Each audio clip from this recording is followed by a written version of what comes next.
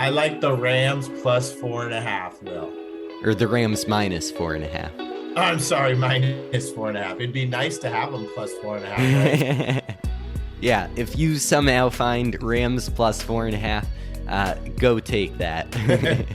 Yeah, exactly.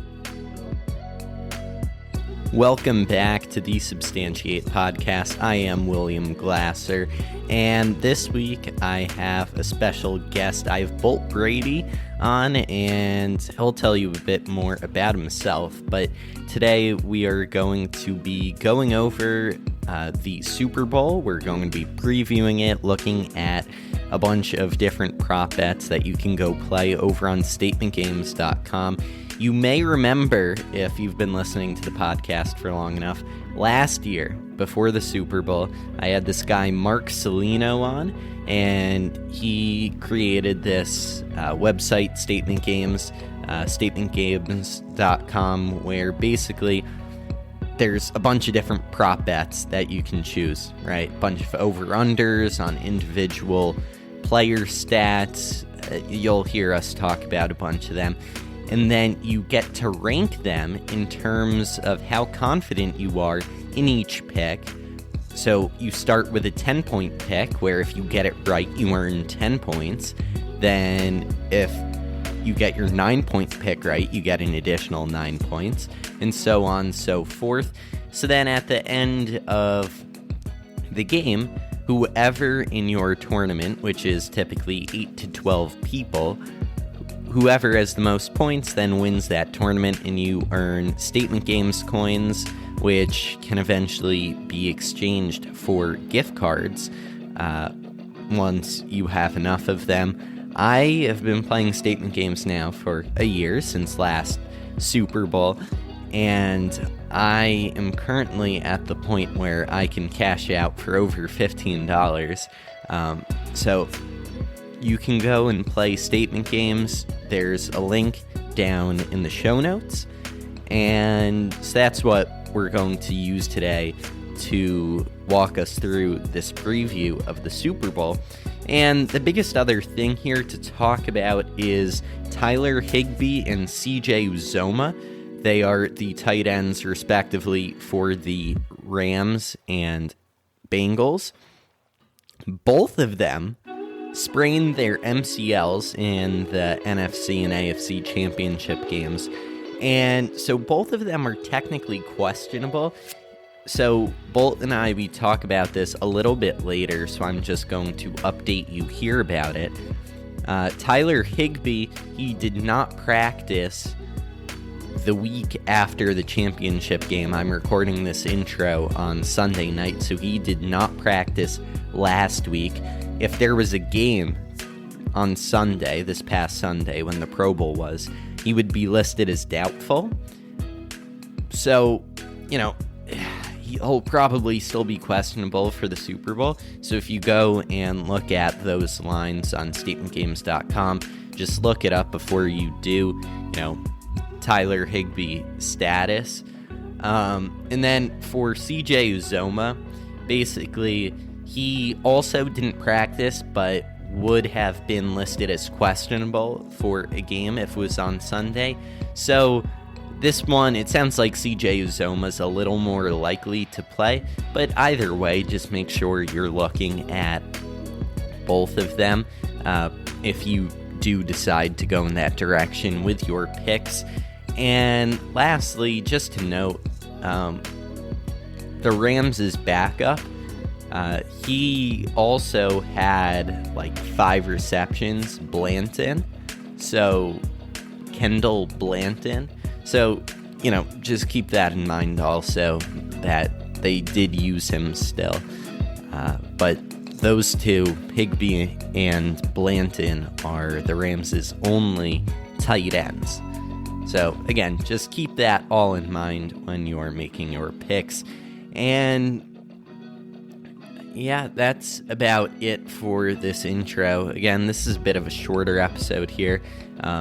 Bolt had some connection issues towards the end. He actually got disconnected from our Zoom meeting, and then I edited it all back together.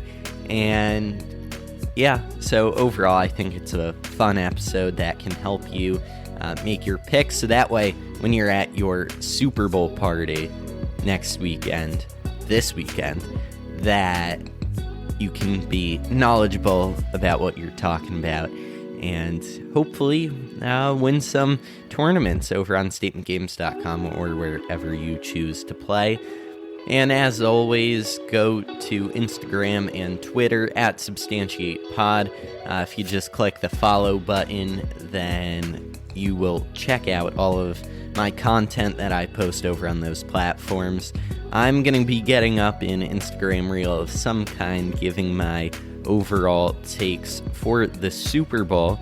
And over on Twitter, might live tweet the game like I did last year, depending on what I'm doing. But yeah, just pay attention for those. And I'll also try to let you know if Higbee or Uzoma are playing. So you can also check Twitter for that. One last thing here before we get into this week's episode. Just wanted to shout out SeatGeek.com. They make buying tickets to a concert, to a sporting event, basically as easy as can be.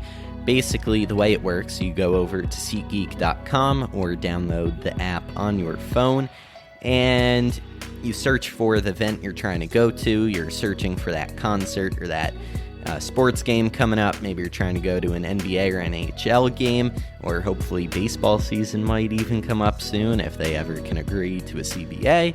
And so once you find your event, then you get to go and look around the stadium, and it'll show you in each section, and if you zoom in each row, a dot.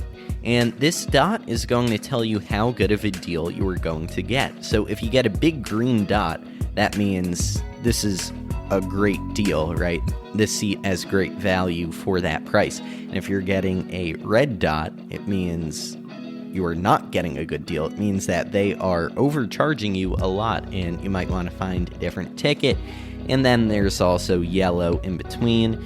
And, there's different sort of mixes of all those colors. So you really know how good of a deal you're going to get. And SeatGeek is giving listeners of the Substantiate podcast $20 off on your first ticket purchase with code SubstantiatePod.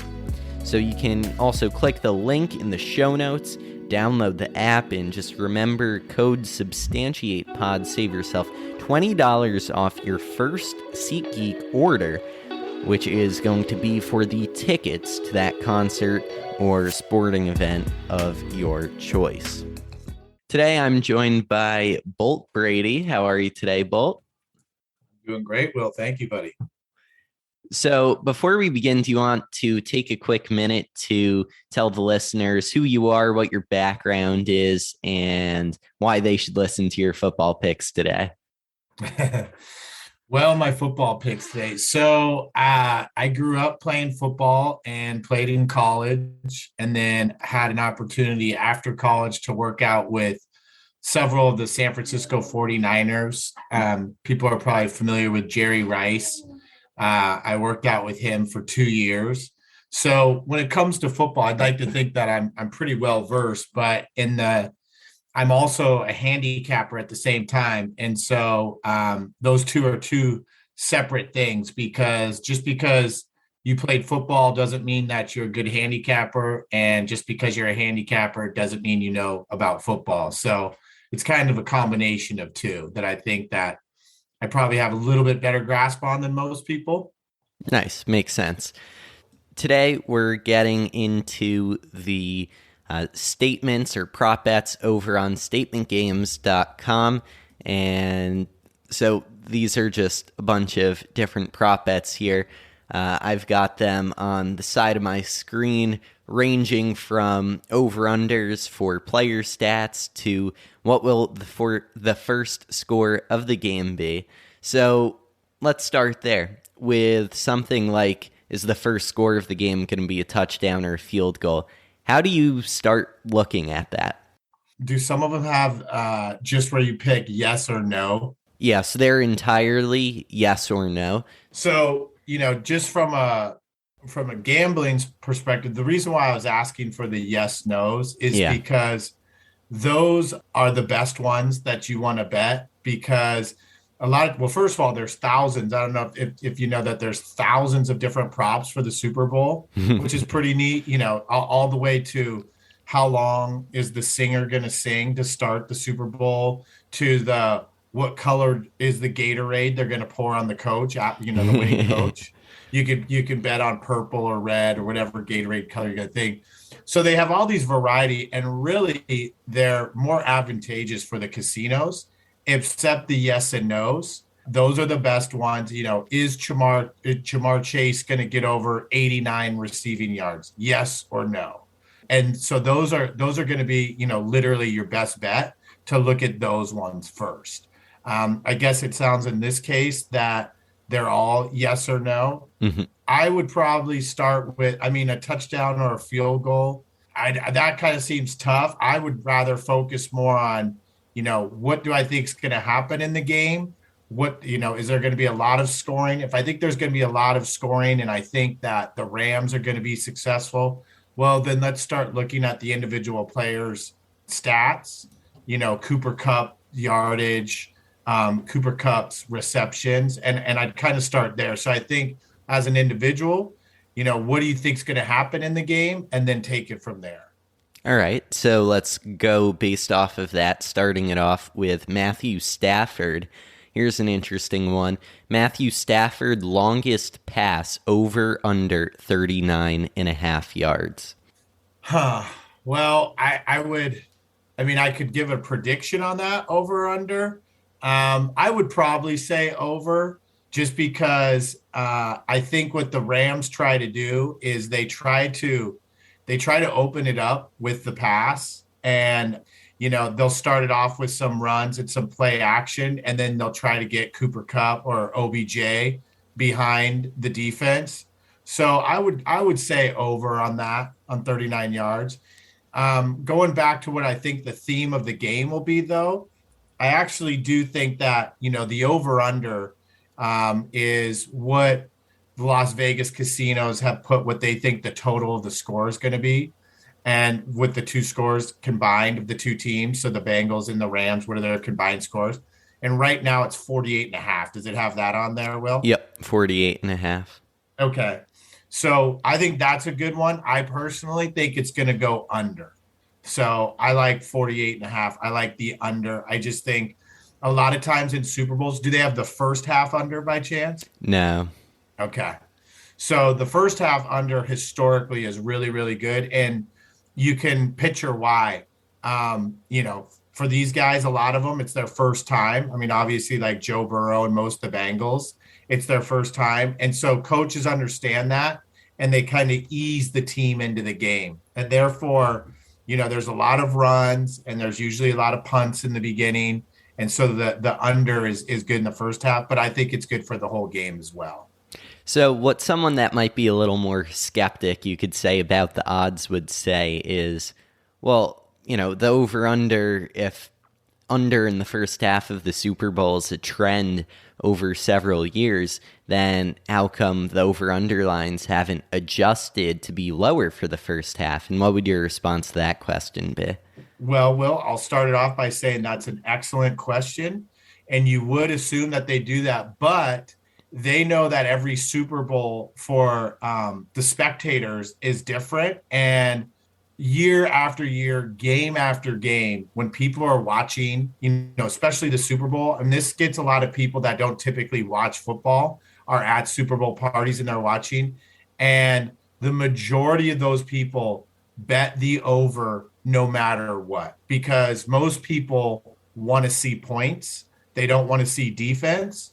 And so the odds makers know that, so they shade the lines by making them a little bit higher. Makes sense.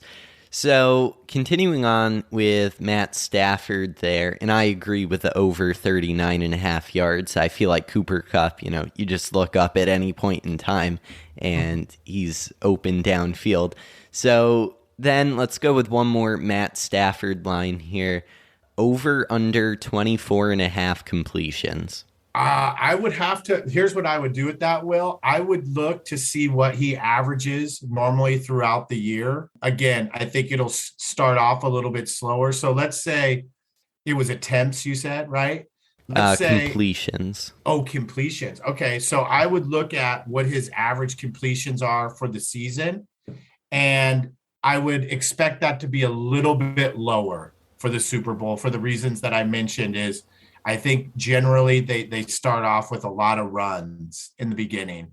So I would look at his overall season stats and take it from there. And I'd shade it a little bit lower than his average for the season. Okay, so his average was 23.7. So you're looking at the under on that number. Yeah. All right. Now let's continue on with the Rams and into the running game, which you're talking about that, you think might be a little more, or that there might be a little more running this week based off of just how the Rams offense is run. So how about Cam Akers over under 60 and a half rushing yards? So a good place to start would be what his average was for the year. Right. That sounds a little high to me.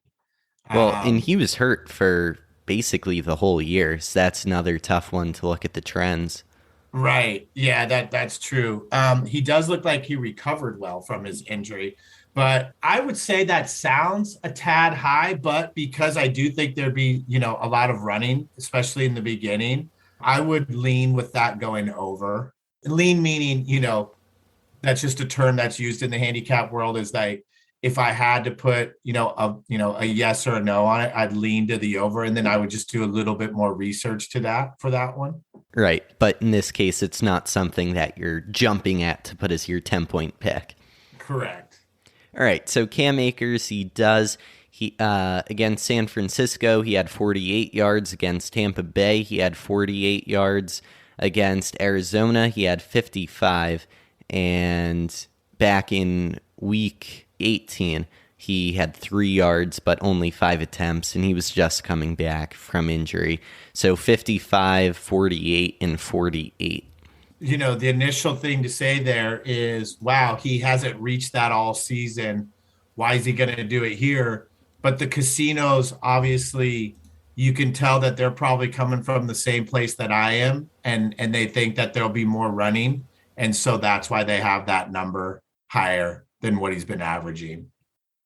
So they kind of show their hands sometimes, right? Like, you asked a good question. Why if historically, if the over under in the first half goes under, why wouldn't the casino, adjust? Sometimes you can tell what the casinos are doing here. Clearly he hasn't gotten 60 yards all year, but they think that, that's a good place to start. Yep. So now moving on into receiving, we're looking at Cooper Kupp plus OBJ over under 14 and a half receptions. So this year, Cooper Kupp averaged receptions per game 8.5.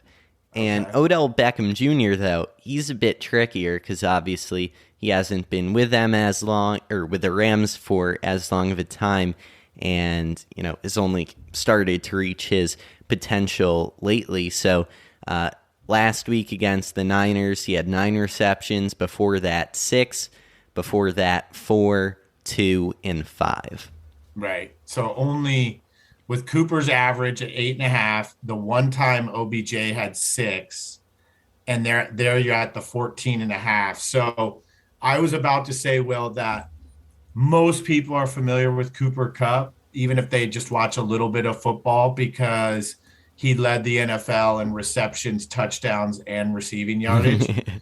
Because of that, I was going to say that I would probably lean and look seriously at taking the under on anything that mentions his name because of that reason.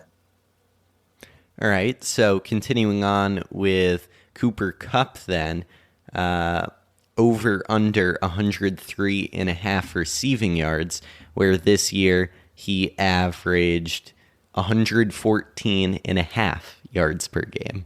Right. Yeah, I would take the under there, Will. I think that they realize the Bengals have to realize that for the Rams to do well, Cooper Kupp needs to do well. And so I would go under 103. I think he'll probably get double teamed quite a bit. Okay, so if you're saying that, the defense might shift over a bit onto Cooper Kupp, how do you feel about OBJ over under 62.5 yards, where the last several weeks he has had 113, 69, 54, 18, and 39, kind of all over the place? Right. So he definitely has been more involved in the offense, which is natural because he's been with the team longer because he came over, mid-season. Right. Um, so I could see that possibly going over, but I think I'd rather look like if Cup's not going to get as many touches or yards as I think, I would start to look at Cam Akers, maybe receptions, or Higbee, the tight end, and not focus so much on the names that everyone's familiar with, but look at like the tight end and running backs. Well, Tyler Higbee did go out of the game last week. I forget what the exact injury was, and I'm not sure if he's going to be playing this week. Oh, it looks like he sprained his MCL, and so it looks like he's questionable for the Super Bowl there. So then looking at the Rams tight ends there, at least for both teams on statementgames.com, they're combining the tight end stats just because both teams' tight ends might not play. So Rams tight ends over under 4.5 receptions.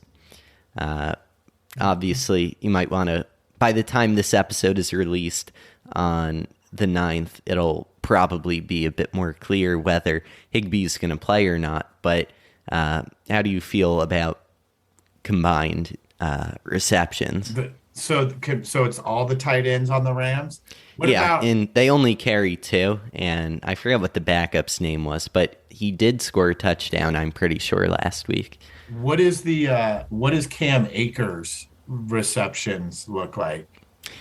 Yeah, I'll pull that up. We don't have it listed on statementgames.com, but I'll get that over. Oh, okay. No, then that's okay. I was just going to say, I don't want to start getting into stats with backups, right? But I do think that you need to look, people should look other areas than Cooper Kupp, because I do think that they're going to try to take him out of the game. And I would, I would lean with more rushing overs with the Rams than anything else. Okay, so with Cam Akers, though, his receiving yards, it seems like the consensus is over under 14.5. FanDuel's at 15.5. So still that 15 range there. Yeah, I like the over with that. Yeah, I agree with that. It just seems low, and even just watching the NFC Championship game, he got a lot of usage and dump-off passes, and, this so sort of, again, building off of that, the Cincinnati defensive line, they have over under 2.5 sacks. Cincinnati, 2.5 sacks. So they'd have to get 3, right? They'd have to get 3 sacks. I'd probably lean with the under on that. Yeah. I just, the Rams, because Stafford's actually, he gets rid of the ball pretty quickly. And so I don't, and the defensive line for the Bengals is okay. So I'd probably lean on the under with that. Yeah. So when you're watching the Super Bowl this weekend and you're looking at Aaron Donald and you're seeing how big his muscles are, now I bet you're thinking to yourself, man, how did he become that strong? And although he may not have specifically been eating Built Bars, he's definitely been eating a lot of protein, because it's that combination of the protein and working out, and that's how he gets so strong. So Built Bars, they're the best protein bar there is. They have around 17 grams of protein, and depending on the bar, between 4 and 6 usually net carbs. And they also have Built Broth, Just add this powder into some hot water and you got yourself some broth. Built Boost and Built Bites, which are just mini Built bars. And on Built.com, where you can find them, if you use code SUBSTANTIATE, you'll save yourself 10% off on your final order. And like I was saying, Built bars, they're just really the ultimate protein bars. They're the official protein bar of NASCAR and the U.S. Ski and Snowboard, as well as the USA Track and Field. So these bars are legit. Again, code SUBSTANTIATE on Built.com and save yourself 10% off your final order. Back to another statement. So continuing with the Bengals defense, over under 1.5 takeaways, so fumbles plus interceptions there. And, depending on where you could be placing a bet, you could also get interceptions for Matt Stafford. Oh, right. So turnovers over under 1.5. I mean, I think Stafford's probably good for one, just himself. I think it's probably likely that goes over.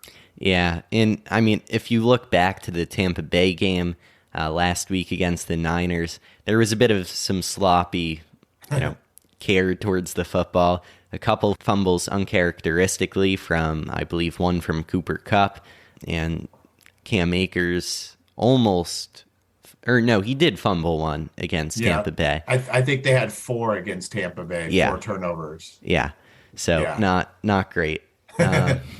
And, the Cincinnati defense at the same time, they've managed, right? They've gotten some tipped interceptions. They've gotten some lucky ones in overtime against Mahomes last week. They've gotten lucky in a few different places there. Yes. So continuing, speaking of overtime and game-ending plays the last couple of weeks, Evan McPherson, they have the line listed as over under a field goal and a half. So so 2 field goals you win. Yep. He's extremely impressive. He's a rookie out of Florida. He actually left college early and came out to go to the NFL early, and he's had an incredible rookie year. He had 11 kicks over 50 yards this year, 11 for 11. So I like that one a lot. I like over 1.5 field goals for sure. Yeah, that is a lot. So how do you think that, right? Obviously, kicking is something that, you feel a lot of pressure, especially for a rookie that even left college early, so he's very young. And the game being in SoFi Stadium in LA, it's technically a neutral site game, but that is where the Rams play their home games in the regular season. So how do you think that might factor into just the game as a whole? That's a good question. I would imagine that the Rams have to have, more fans than the Bengals, but, LA's not always known to have the best fans. I'm sure the Bengals fans will come out in droves because I think it's been 30 years since they've been to the Super Bowl. So, but even if it is predominantly Rams fans, those guys are all professionals. And so I don't think it really affects them much. The only time it really affects them is the offensive line audibles, the audibles that the quarterback will have, or the offensive lineman. That's the only thing to worry about. But I don't know if that'll be an issue here or not. Yeah, in the silent counts where both teams last week in the NFC Championship game were using silent counts because it was just so loud in that stadium. Right.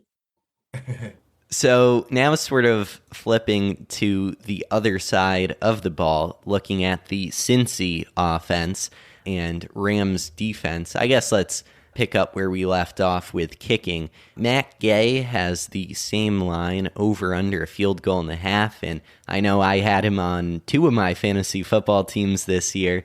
He was, I think, a top 3, at least fantasy-wise, kicker this year. So is 1.5 too low, or are the Rams just going to score that many touchdowns? I mean, the only thing that scares me a bit about him is he's missed a couple. I mean, he missed a 47 yarder that was short against the Buccaneers. I think he might have been hurt. But the reason why I would lean with the over here is just because, I think that there's not going to be a ton of scoring. And when it is, it'll probably be field goals. So again, I'd probably lean with the over there, but I don't like that one as much as the other field goal prop. Yeah, I think he also might have missed one in the NFC Championship game. I think he did. Yeah, so he's not had the greatest stretch over the last couple weeks. So continuing, Joe Burrow has the same longest pass line over under 39.5. So how would the way you view this pick differ to the way you view the Rams over under 39.5? Well, let's put it this way. So both teams like to take deep shots and so I would lean with the over here. I mean, if you watch the Bengals, I mean, he goes to Jamar Chase. He tries to throw deep to him a few different times throughout the game versus like the 49ers, for example. Like if that was 39.5, I would take under in a second. They just don't go up top very often. And so I would break it down by the teams. But in this case, both teams like to throw deep. So I would lean with the over on that as well. Okay. And just like Higbee, CJ Uzoma also sprained his MCL in the championship game. And he, I believe, is also questionable for the Super Bowl. If you still need something to wear to your Super Bowl party this weekend, go to fanatics.com.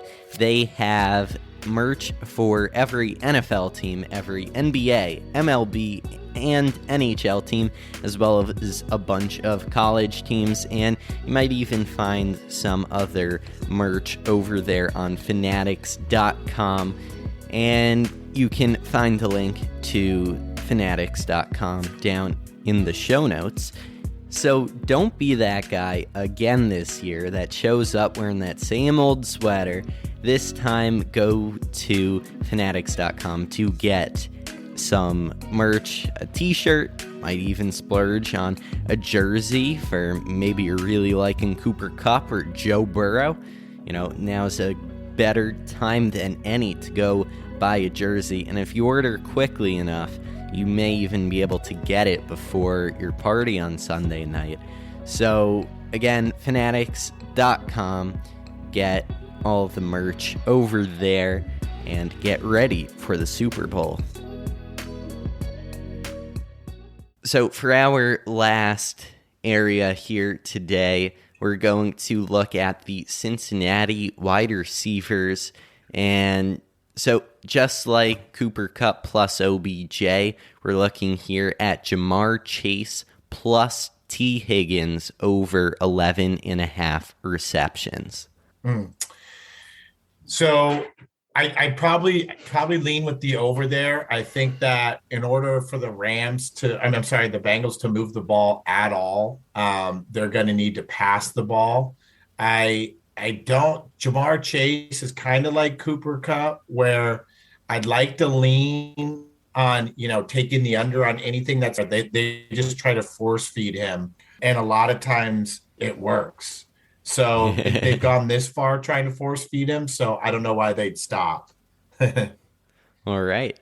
Yeah. And just to wrap it up with the final statement, the overall pick, the overall game, we have the Rams favored by 4.5. Which way do you lean? I would take the minus the 4.5. Okay, you cut out just as you were about to say which team. I like the Rams plus 4.5, Will. Or the Rams minus 4.5. I'm sorry, minus 4.5. It'd be nice to have them plus 4.5, right? Yes, minus 4.5, right? Yeah, if you somehow find Rams plus 4.5, go take that. Yeah, exactly. Thanks again, Bolt, for coming on today. And where else can the listeners get a hold of you? Yeah, so I've got a podcast with my brother. It's called Brady and His Bro, and we talk about sports and gambling as well. So if you're interested in, listening to who we think's going to win games, it's a good place. All right, and I'll include all of those links down in the show notes. Thanks again, Bolt. Thanks, Will. Been a pleasure. Have a good day, buddy. You too. All right, hope you enjoyed that episode right there. Hopefully you're a bit more informed now. And if you have any other questions for Bolt, go check him out where he mentioned and find all of those show notes down below. And you can follow him on social media. You can follow Substantiate on social media. And if you did really like this episode, go tell a friend to listen to this episode, because that way he or she can also get a bit more informed and ready for the Super Bowl this weekend. Make your picks. Again, statementgames.com is where I do that. And again, we had Mark on, who founded statementgames.com last year before the Super Bowl, and it's a great website, so go use it. Other than that, we'll be back here in 2 weeks. Not totally sure what that episode is going to be yet. However, I do know it will either be a hypothetical matchup or breaking down what happens in the Super Bowl. Thank you for listening to this episode of Substantiate. The best way to help support the show is to, number one, tell your friends about Substantiate. That is the number one way to support us. The second way is to leave us a 5-star review in Apple Podcasts or Podchaser. Number 3, follow us at SubstantiatePod on Twitter, Instagram, and Facebook. Hello, I'm Anthony. And I'm Dr. Issues. And we're hosts of Capes on the Couch, the podcast where comics get counseling. Superheroes don't always get to go home happy. That's where we come in. We offer psychiatric and mental health analysis of comic book characters. So check us out at capesonthecouch.live and across all social media platforms at Capes on the Couch.